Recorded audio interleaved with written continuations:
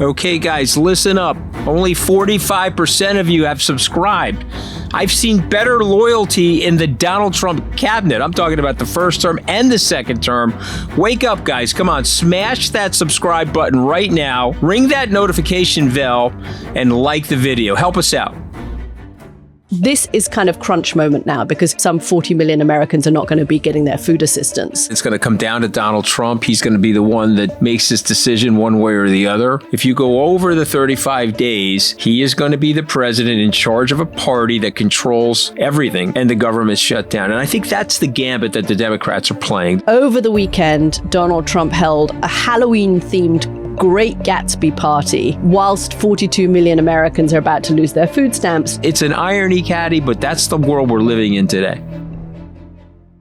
This episode is brought to you by Revolut Business, the all-in-one business account to manage your finances. Nothing makes you feel like a sucker faster than bad exchange rates. Revolut Business, though, keeps it simple. Over 30 currencies at the same interbank rates that banks use, with plan allowance and during market hours. Don't want to track markets? Set automatic orders and price alerts to time your deal. Paying salaries in places like Dublin or suppliers in Sydney, no problem.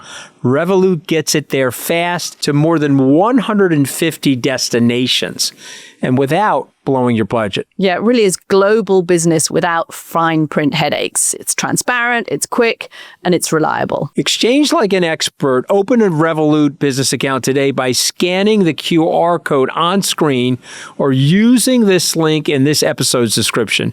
Add money by the 31st of December 2025, and you'll get a 200 British pound welcome bonus or the equivalent in your local currency. Feature availability varies by plan. This offer for new business customers in the US, UK, Australia, and Ireland. Fees and terms and conditions apply. Welcome to The Rest is Politics US with me, Katty K. And I'm Anthony Scaramucci. We're going to talk about the government shutdown, which has now entered day 33. That's just 2 days short of a record. And the juxtaposition of Donald Trump throwing lavish parties for Halloween at Mar-a-Lago, Great Gatsby style, whilst some 40 million Americans risk losing their food stamps. Are they going to break the record, Katty? I think they're going to break the record. They've got to get through these elections in Virginia and New York and New Jersey tomorrow. And I think that will give the Democrats some momentum if they win, if they do well in those elections. Donald Trump has now come back from Asia. There's more pressure on him to get involved. And I think no one thinks this is going to end until he does decide to turn his mind to it. But what's been stunning about this shutdown so far is that both sides still feel they are the beneficiaries of it politically. And there's just a lack of urgency, particularly from the White House and the Republicans, about trying to end this shutdown, which, by the way, in 2 days' time is going to beat the record of all shutdowns. I just haven't usually in a shutdown, the president does not travel abroad. That is not the way it goes. They focus on the urgency at home. But this one just doesn't seem to have much urgency. And as we spoke about last week, this is kind of crunch moment now because people are going to be losing their paychecks. It's been a month now that they haven't been paid. That's a lot for people who are living paycheck to paycheck. And we still have the threat that some 40 million Americans are not going to be getting their food assistance.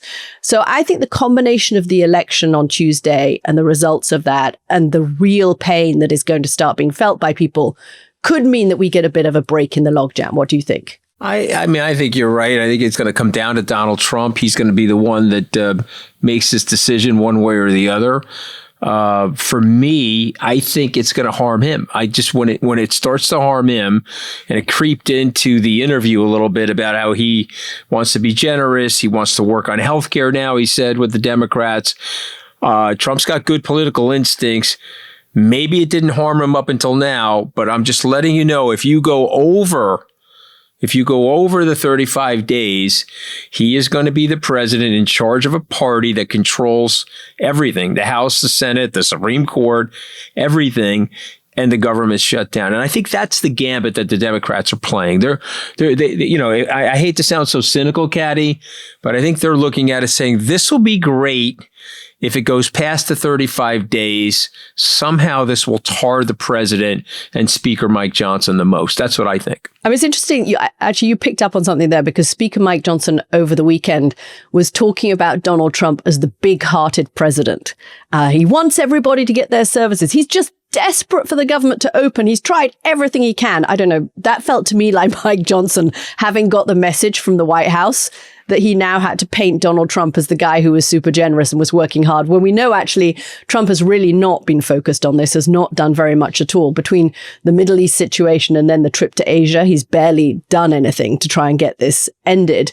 But it does seem like Mike Johnson was echoing some kind of White House talking points when he suddenly said that this Trump is the big-hearted guy, because Trump does not want to be painted as the mean guy who's depriving his working class voters, because actually who is the recipient of these food stamp subsidies?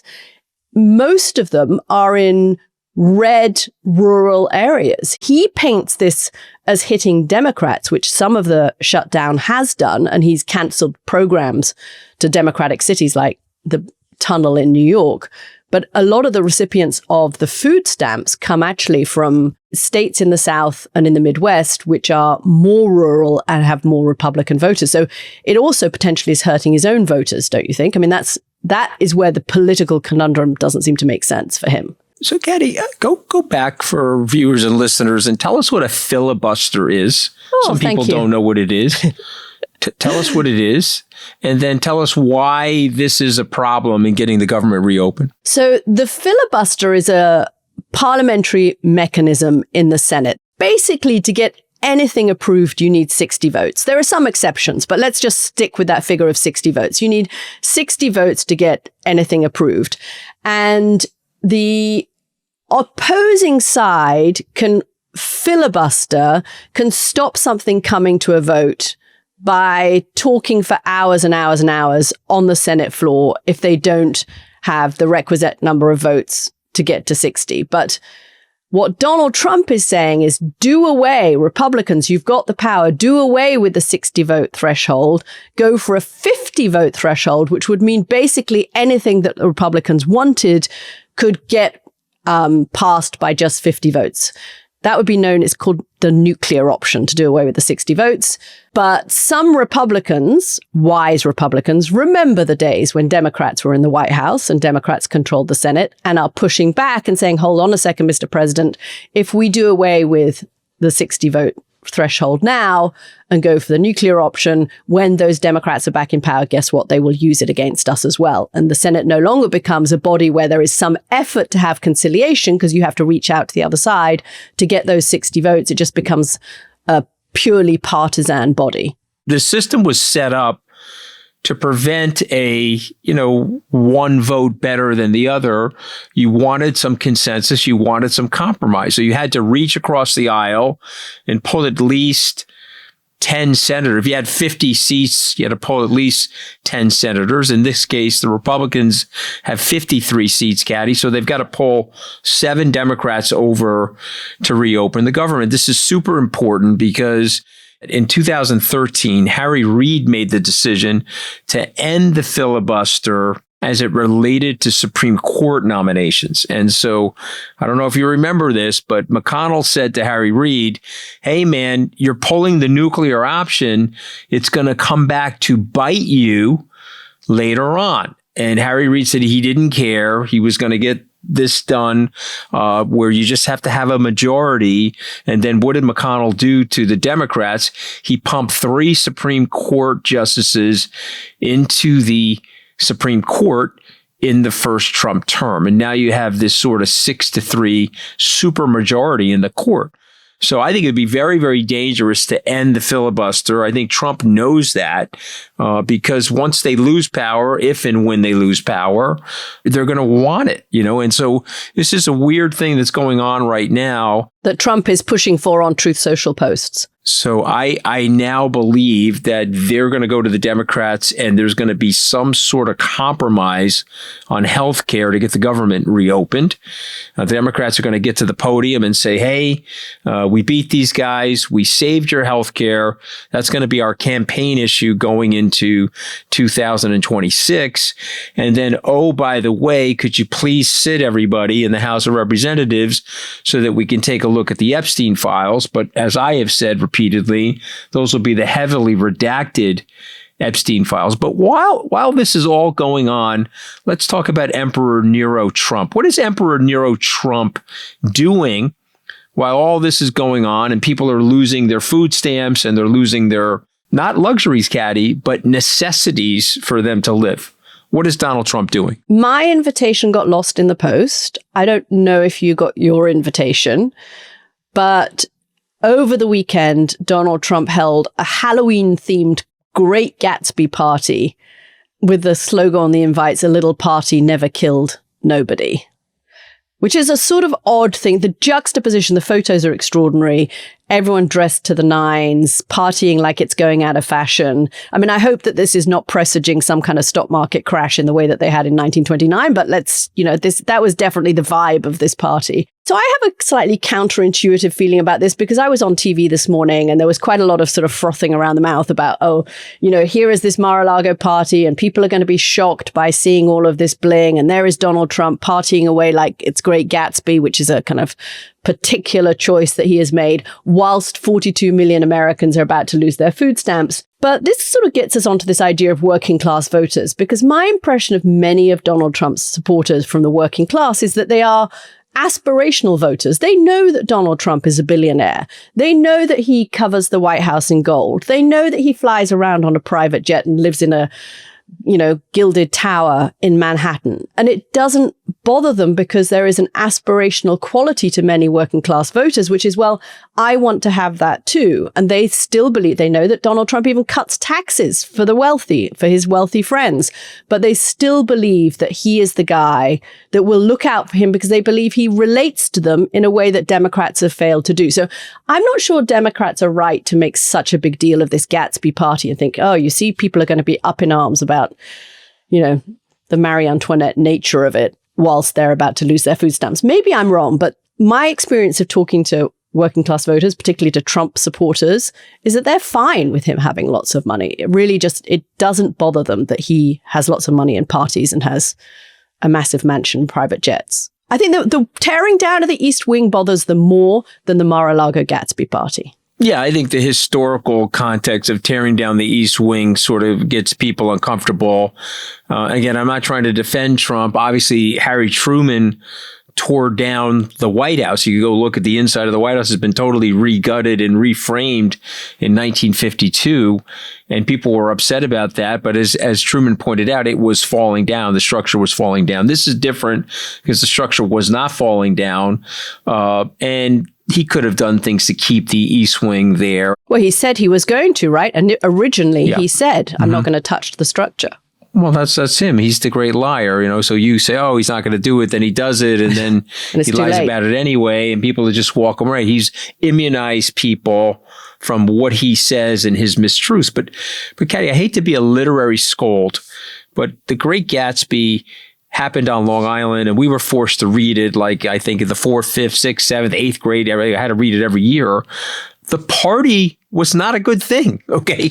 I laugh at people that want to throw Gatsby parties because Fitzgerald was trying to talk about the party and Gatsby's fraudulent life, and the excesses of it is not a good thing. And I think it's just very interesting. I wonder what F. Scott Fitzgerald would say today in the 100 years. It was published in April of 1925, 100 years ago. I wonder what he would say today that we've now taken a literary device that he was using as a negative and we've turned it into this positive celebration in the country. Just think of the change in the culture. Are you suggesting that Donald Trump, having read, of course, The Great Gatsby multiple times, has a different interpretation of the great work of literature than you do? Yeah, I'm pretty sure he saw the movie, though, with Robert Redford. I'm pretty sure he did. Or Leonardo. And by the way, the party in the first movie in 1974 was a happening party.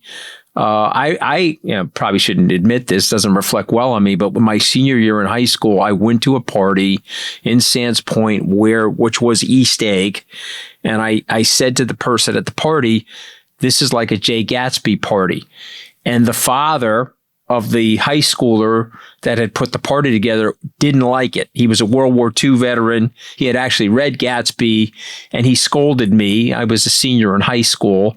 And I just think it's just amazing how far the culture has gone now, where Trump's having a Gatsby party and he thinks it's cool. And other people are like, yeah, it's fine. He's a rich guy. He's my guy and he's rich. And remember what he said to Hillary Clinton? I'll never forget it. He said, of course I'm doing everything I can not to pay taxes. That's what smart people do, not pay taxes. And I think to myself, wow, this is actually working with people that are paying more of a percentage of their income in taxes than Donald Trump, the real estate developer, because he's taking advantage of all these things that are in the tax code for the very wealthy. So it's an irony, Katty, but that's the world we're living in today. This is why I wanted to talk about this, because it made me think. I was listening to Ezra Klein's interview with Jared Abbott, who is from the Center for Working Class Politics, and it's a think tank, and Jared has done some very interesting work on working class voters and what they want and what they don't want. And a lot of his work focuses on the relationship between working class voters and a Democratic Party that now feels out of touch with them, not necessarily on policy, but on attitude and way of life and cultural issues. And Jared makes the point that the working class actually in America has become more progressive over the last 20 years on many things, but the middle class has gone much further to the left, much faster than working class voters, and has kind of left them behind. And it's the middle class and upper middle class, to be totally classist about America, which is now really the Democratic class. And working class Americans feel looked down on by Democrats, and they don't feel looked down on by Donald Trump. However wealthy he is, however much money he is, they don't feel sneered at. I mean, you could argue that Donald Trump's policies aren't actually doing much for the working class, but they feel that the Republican Party or the Republican leadership at least is not sneering at them. And I thought it was such a smart piece of analysis of how working class voters feel. It reminded me, I did an interview in 2008. Do you remember John Edwards, Anthony? Yes, who ran for president? Back in 2008, who's part of that incredible primary with Barack Obama. Had a Profumo sex scandal, right? He had a Profumo sex scandal. It was a little worse than Profumo because he had the baby with the liaison. And his wife had cancer. I mean, the whole thing was very messy. But he had very good hair. He had hair a bit like Mr. Scaramucci's hair. Very good hair. No, don't compare. Look, I'm going to let you. Hair. You can do a lot of different things to me. Don't compare me to John Edwards, okay?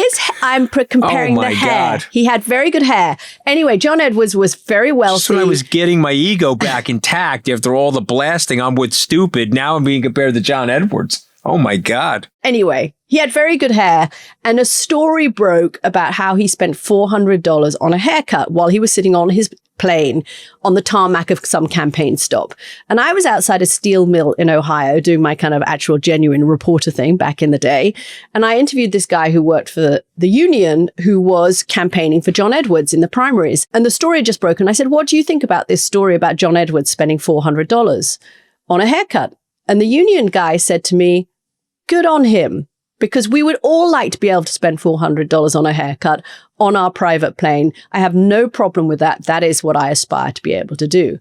And I think that's sometimes Democrats get that wrong. They assume that working class voters are going to look at that Mar-a-Lago party or the gilded Oval Office or the new Lincoln bedroom and say, oh my, why is he spending all of that money while we are not getting our food stamps? But I think that might be more of a European mentality to how things work here, but I don't think it's how they work here. I think so. I mean, Bono said it better than me. He said that when he was living in Ireland and he drove by a house. I think Bono probably says things better than both of us most of the time, right? A lot better. He can sing a lot better. But he said, in America, you drive by the big house, you're like, yeah, I'm going to someday live in that house. Mm-hmm. In Ireland, when he was growing up as a kid, you drive by the house, although Ireland's doing very well now economically. He said, you want to burn the house down. So there's some resentment towards the rich, and then there's some aspiration towards them.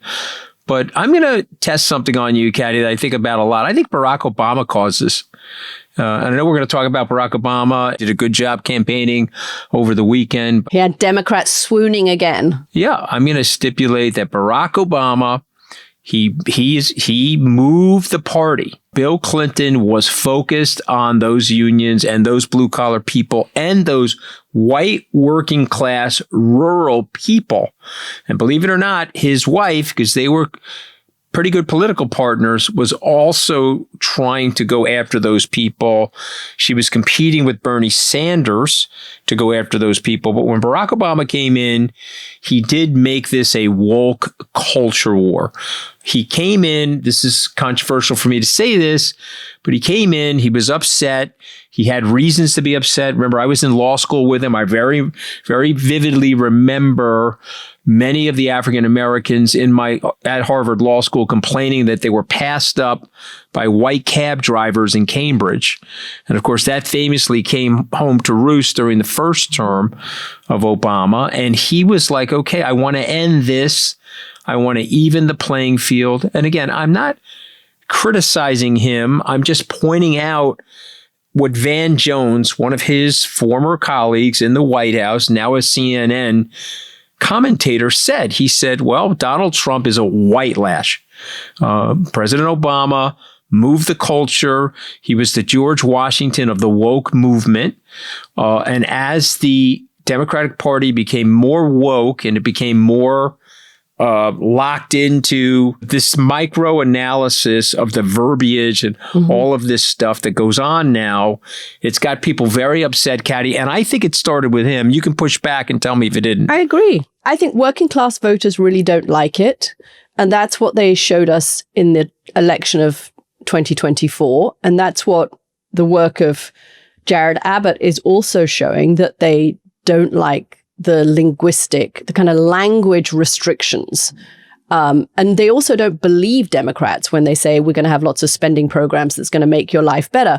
But I actually don't think Barack Obama himself is particularly woke. I think he was actually much more of a centrist politician. What he did do that I think opened him up to criticism from conservatives is he used the organs of government, a bit like we're seeing now, but on a lesser scale. He used the IRS to target right-leaning groups that he didn't like, kind of Tea Party type groups, to investigate them. So there was an element of him doing exactly what Democrats are now criticizing the Trump administration for doing, but he did it on a lesser scale. This is why this is a fun podcast for me. I see it differently. I think I see him as a woke a joke sort of a guy.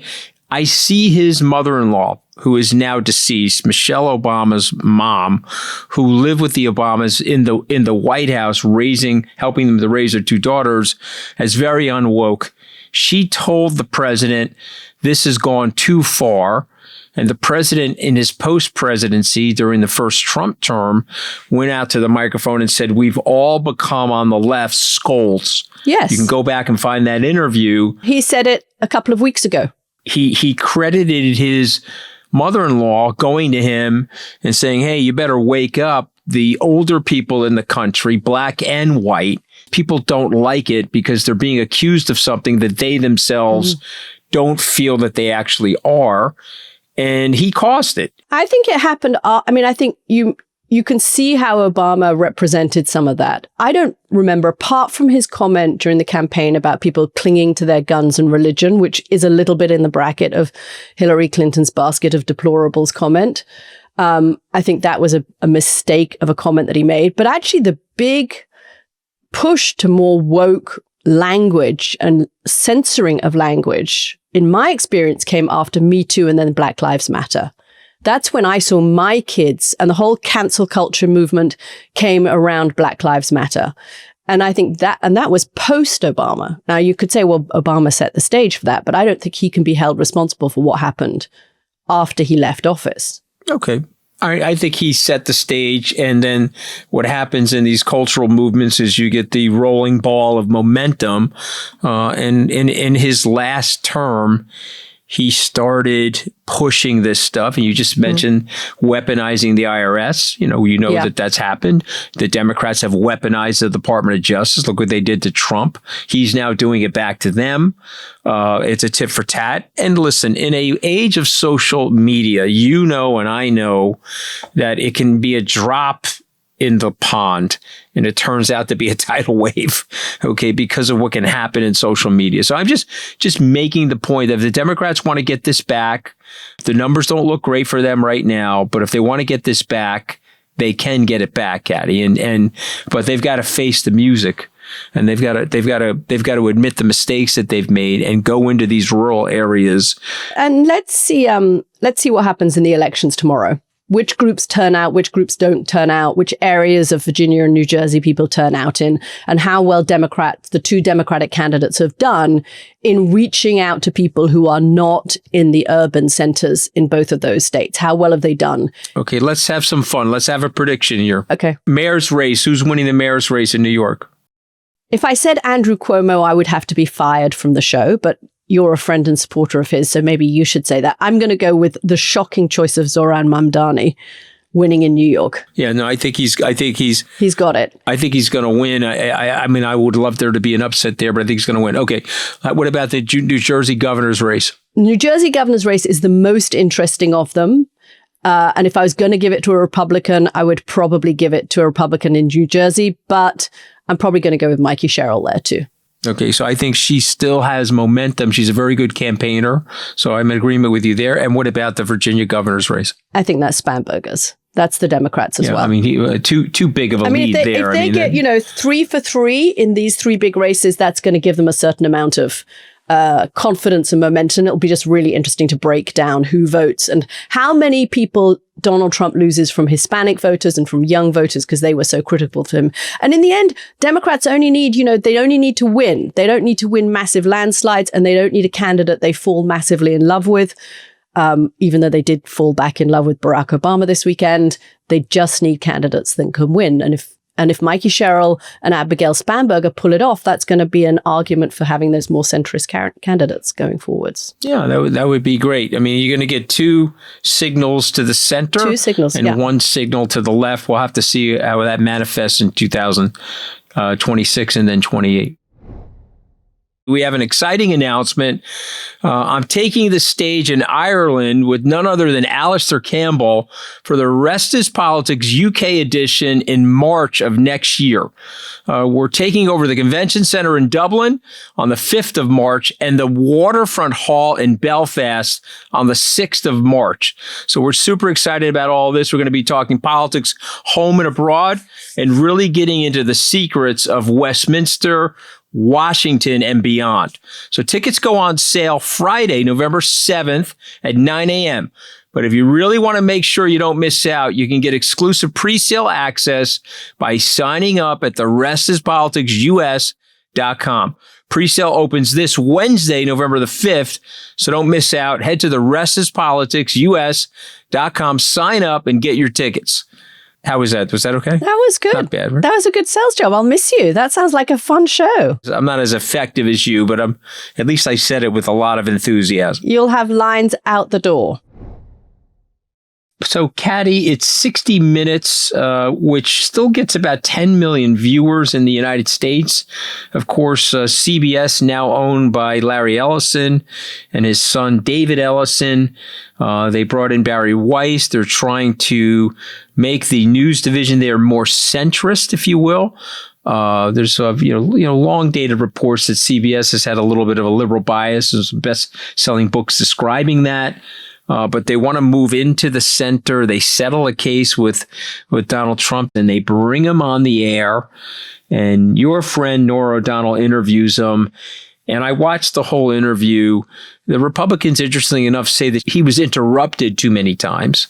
I didn't see it that way. She was trying to keep him on track. If you don't interrupt him, he'll take a breath. He breathes through his ears, and he'll go for a 30-minute run-on sentence, and it'll be a word salad like word salad you've never seen before. So What are your thoughts on the interview? My thoughts are that he came out of it pretty well. She came out of it pretty well. Those are generally my thoughts. Yeah, I thought it was a fair interview. I thought, she did the questions and the follow-ups, and he's a very, very difficult person to interview for the reasons you give, partly because he does say things that aren't true or that are inaccurate. And you have to kind of then decide whether you're going to counter that every time. And he does give incredibly long, listen to his speeches, right? He can talk for over an hour without drawing breath. So if you want to get to multiple topics, then you have to make sure that you kind of steer the conversation and keep it on track. And that does mean doing some interrupting. I thought a couple of things were there was quite a lot of news in it because he had given, just before he did the interview, he'd put out that Truth Social post about how America's going to start nuclear testing because other countries are doing nuclear testing.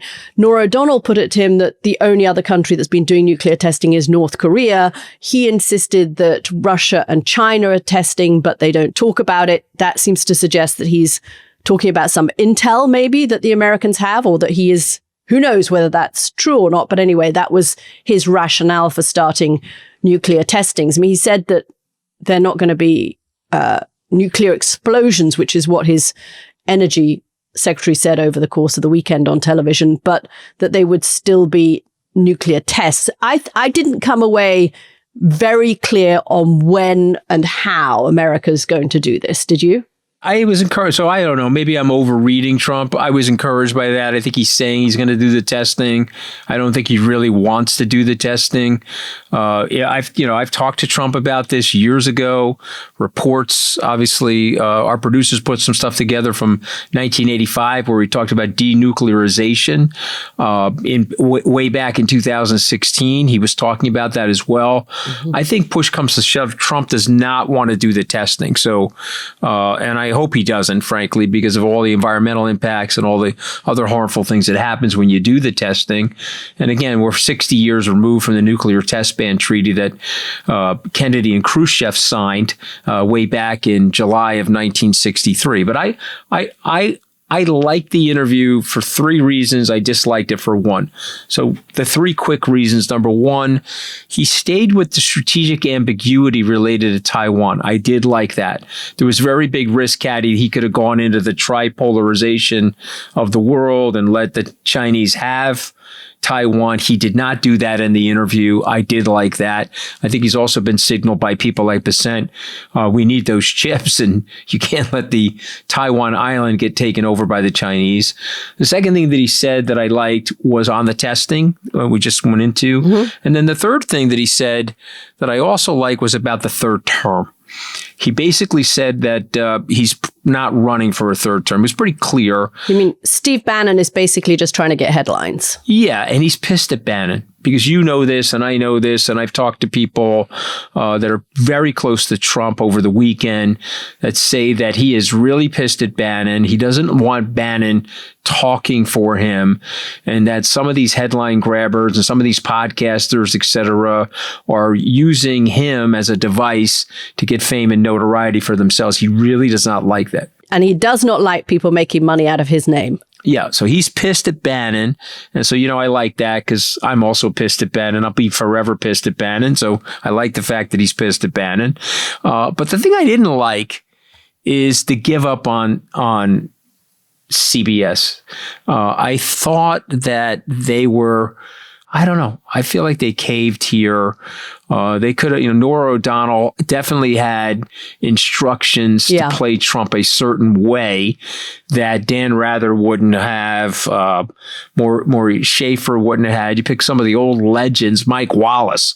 There's no way Mike Wallace, Chris Wallace's dad, is a super tough questioner, would have let Trump off the hook in so many ways that Norah O'Donnell did. And so to me, I like three things, but the issue now is Trump is bullying the press and it's working, Katty, and that's something I don't like.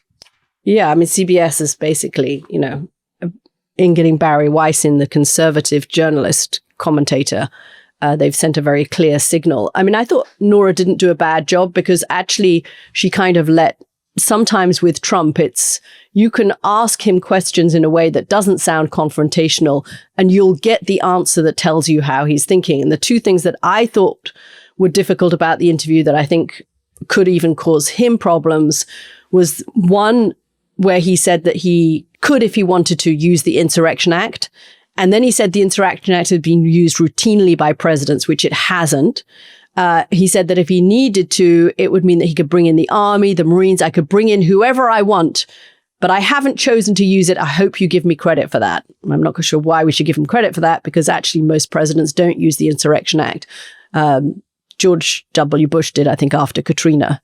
And otherwise, you have to go back decades. He did it for humanitarian reasons. He was trying to get the aid in New Orleans. But it's certainly not used routinely. And I thought in a way, all you have to do, Trump's is so transparent in a way. You could tell what he's thinking. He's weighing, he's trying to say every other president in history's done it. So if I need to, I will. Yeah. And he's been saying this a lot recently, that he's going to bring in the army and the Marines and he can bring them into American cities. But the other thing I didn't like was when she asked him about ICE, and he said, because we spoke about this on the program last week, and he actually said he was fine with the tactics of ICE so far.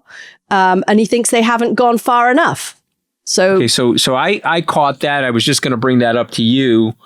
He's got to say that, because he can't say to Norah O'Donnell, I don't like it. He's telling people privately he doesn't like it. He's also telling people privately, what the hell are you doing with the healthcare? You know, that's popping up everywhere now. He doesn't want to be tarred and feathered with the elimination of all these healthcare services and all the SNAP money. He just doesn't want it. You know, he knows it's bad for him politically. He wants to see who he can blame it on.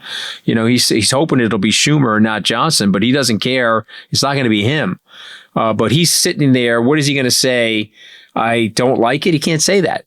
He's got to say that he likes it, but quietly he is telling people he does not like it, Katty, because, again, the imagery is very bad for the president, and he is an image-related guy. It's very bad for the president. Okay, so that's why I think Norah did a good job in this instance, because she references an incident where an ICE agent tackles a crying woman, throws her to the ground outside the halls of an immigration courthouse in front of her two young children. And then she says to him, are you okay with that? And he says, yeah, because you have to get the people out. Many of them are murderers.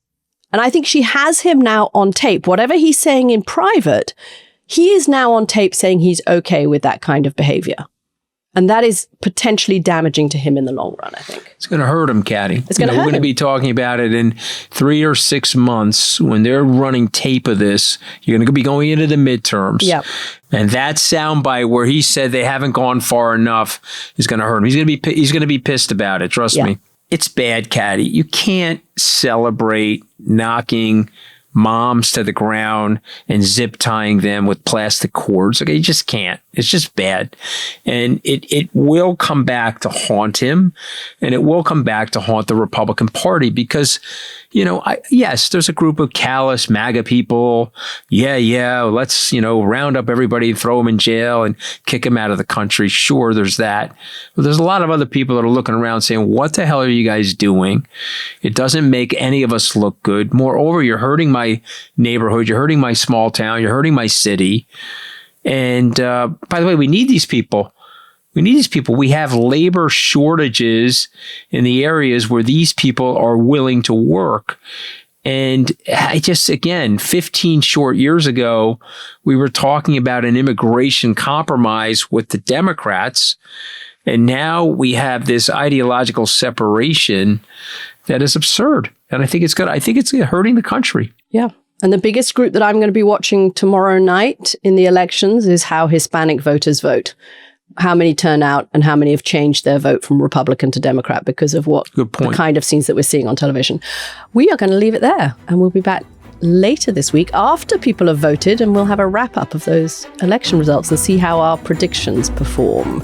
Thanks so much for watching, guys. See you later in the week.